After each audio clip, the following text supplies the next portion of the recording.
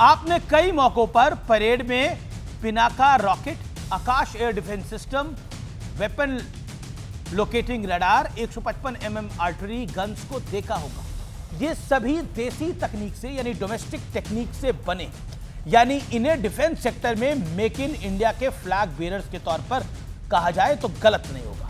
Equipments और हथियारों का दमखम हम ऑपरेशन सिंदूर के दौरान देख चुके हैं, जिनके सामने ना चाइनीज मिसाइल की चली थी और ना ही तुर्की के ड्रोन्स की। और इत्तेफाक देखिए व्यूअर्स, आज वही तुर्की मेक इन इंडिया हथियारों को परेड ट्रैक पर देखकर घबरा रहा है, डर रहा है।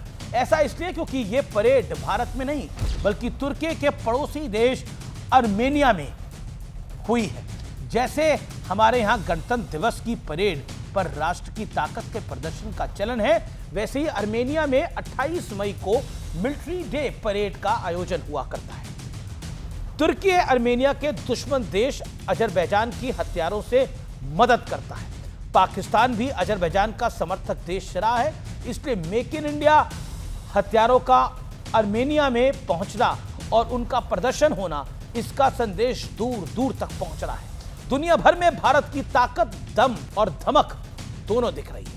धमक बढ़ने का एक कारण वियतनाम से भी मिला है, क्योंकि हमारी तरफ से अब यह बात कंफर्म कर दी गई है कि वियतनाम के साथ ब्रह्मोस मिसाइल का सौदा डन हो चुका है। बताया जा रहा है कि यह सौदा लगभग 60 अरब रुपए का होगा। वियतनाम ब्रह्मोस मिसाइल खरीदने वाला दुनिया का दूसरा बड़ा देश है। 2022 में फिलीपींस ने $375 मिलियन में भारत से ब्रह्मोस की डील की थी, यानी मेक इन इंडिया, जिसका मजाक राहुल गांधी उड़ाते हैं, जिसकी डिलीवरी दी जा चुकी। ऑपरेशन सिंदूर के बाद तो ब्रह्मोस की पॉपुलैरिटी 4 गुना बढ़ गई। वियतनाम के बाद इंडोनेशिया ने भी अब खरीदारों की लिस्ट में अपना नाम लिखवा लिया है, वो शामिल हो चुका है। सोच कर देखिए कितना बड़ा बदलाव है, कितना बड़ा चेंज है। 2014 तक हमारे सैनिकों के पास बुलेट प्रूफ जैकेटों की कमी थी और 12 सालों में हम भारतीय डिफेंस एक्सपोर्टर बन चुके हैं। ये देश के लिए गर्व की बात है। क्या 2014 से पहले किसी ने सोचा था कि विश्व के विकसित देश भारत के हथियारों से शक्ति प्रदर्शन करेंगे? 2014 में 686 करोड़ रुपए का रक्षा निर्यात था, जो 2025-26 में बढ़ के, फिगर नोट करिए, 38,424 करोड़ रुपए से ज्यादा हो चुका है। 2024-25 में यह आंकड़ा 23,622 करोड़ रुपए का था, यानी एक साल में 62% भारी भरकम की बढ़ोतरी हुई है।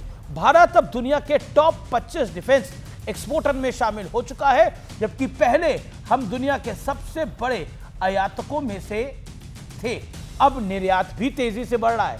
ब्रह्मोस, आकाश, पिनाका, तेजस जैसी मशीन्स हमारी ताकत बन रही है और इंपोर्टर के बजाय एक्सपोर्टर बनने का सबसे बड़ा फायदा यह है कि ना तो खरीद में घोटाले के आरोप लगेंगे जैसे बोफोर्स की खरीद के दौरान लगे थे, और ना ही हेलीकॉप्टर डील पर भ्रष्टाचार के छींटे पड़ेंगे। भारत में पहले डील कराने वाले डीलर्स का नेक्सस चलता था, अब मेक इन इंडिया का डंका बजता है। कोई पूछे 12 सालों में भारत में क्या बदलाव आया है, तो सबसे बड़ा बदलाव डिफेंस सेक्टर में भ्रष्टाचार पर लगाम और मेक इन इंडिया यानी आत्मनिर्भर भारत के बढ़ते कदम है। डिफेंस सेक्टर भारत की अस्मिता के साथ जुड़ा है। सोचिए भारत की छवि तब कैसी बनती होगी जब बिचौलिए दुनिया भर की डिफेंस कंपनियों को जाकर कहते होंगे कि भारत में हथियार बेचना बेहद आसान है क्योंकि वहां रिश्वत का सिस्टम चलता है। लेकिन अब ऐसा नहीं चलता है।